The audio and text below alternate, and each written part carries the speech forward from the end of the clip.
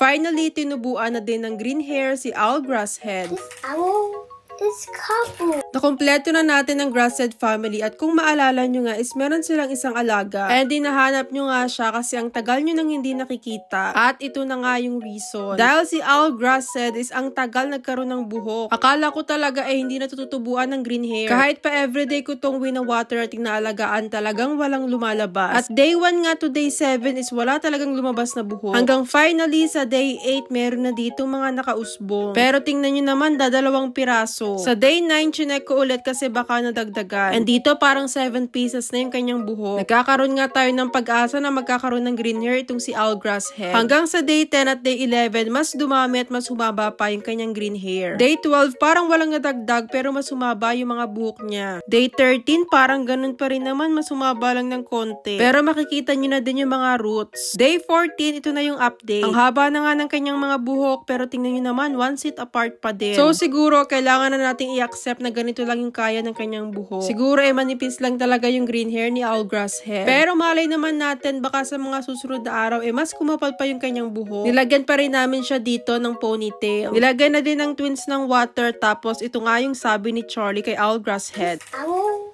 is couple.